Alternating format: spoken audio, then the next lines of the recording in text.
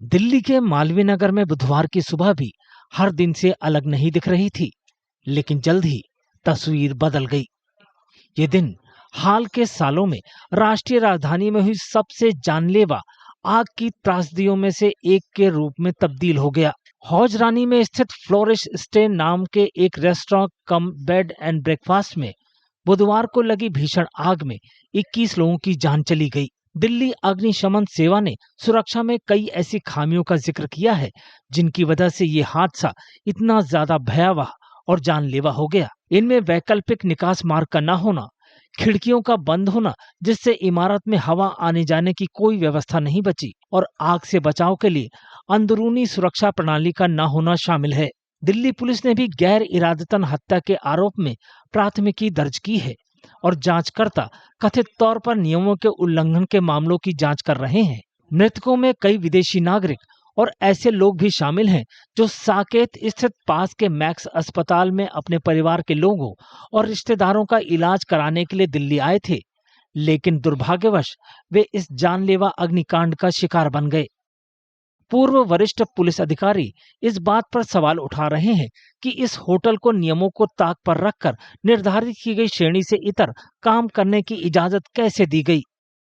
और फिर ये जो अभी का जो हादसा आप देख रहे हैं, जो ये नाम है फ्लरिश स्टे होटल और है ये बेड एंड ब्रेकफास्ट, तो मैं इस बात को समझ नहीं पा रहा हूँ कि बेड एंड ब्रेकफास्ट को आप एक होटल के समान कैसे चला रहे हैं। किस जगह पे, जहाँ पे इन लोगों ने कोई 5 कमरे की परमिशन ले रखी है बीएनबी के तौर पे और 25 कमरे चला रहे हैं बाजाबता एक फ्लरिश स्टे होटल के नाम से, आप कैसे चला सकते हैं? और कैसे लोगों ने इसको देखा नहीं? ये जिम्मेवारी बनती है गवर्नमेंट ऑफिशियल्स की, इंस्पेक्टिंग बॉडीज की, कि आप इसको जाने और इस पे एक शिकंजा कसे। इस घटना की तुलना उपहार सिनेमा अग्निकांड से की जा रही है। 13 जून 1997 को हुए उस भीषण अग्निकांड में 59 लोगों की जान चली गई थी। मालवीय नगर अग्निकांड ने राष्ट्रीय राजधानी में चल रहे अनाधिकृत गेस्ट हाउस और आतिथ्य संस्थानों की जांच पड़ताल को भी फिर से तेज कर दिया है। अगर आप दिल्ली में सर्वे कराया जाए, मान लीजिए दिल्ली के पूरे इलाकों में, मैं समझता हूं कि ऐसी जगह दसियों हजार जगह ऐसी मिलेगी आपको। और अगर आप और पब्लिक प्लेसेस की बात करें, places of entertainment, places of public utilisation या ईटिंग हाउसेस या इस ढंग के गेस्ट हाउसेस या बीएनबी या होटल्स, तो शायद लाखों जगह आपको मिल जाए। इस बात पर भी सवाल उठ रहे हैं कि बेसमेंट में कथित तौर पर व्यावसायिक गतिविधियां कैसे चलाई जा रही थीं, जबकि मौजूदा नियमों के तहत इस तरह के इस्तेमाल पर रोक है। मुद्दा ये नहीं है कि बीएनबी का लाइसेंस कम कमरों का था, ज्यादा कमरे थे। मुद्दा ये है कि लाइसेंस था क्यों? उसमें बेसमेंट में आप जो है होटल एक्टिविटीज, कॉमर्शियल एक्टिविटी कर रहे हो, बेसमेंट में कैसे अलाउ हो सकती है?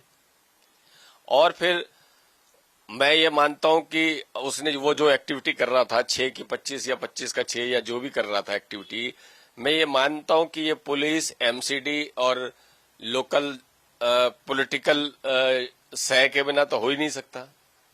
किसी न किसी की तो रही होगी ना। मालवीय नगर अग्निकांड सुप्रीम कोर्ट के उस निर्देश के महज 2 महीने बाद हुआ है, जिसमें उसने दिल्ली के निकाय अधिकारियों को उन रिहायशी इमारतों का सर्वे करने का निर्देश दिया था जिनका इस्तेमाल व्यावसायिक गतिविधियों के लिए किया जा रहा था। हादसे की जांच में जुटे अधिकारियों को हर कदम पर लापरवाही के निशान नजर आ रहे हैं। ऐसे में इस हादसे ने एक बार फिर से नियमों में ढील और सुरक्षा मानकों की अनदेखी के जानलेवा नतीजों को उजागर कर दिया है।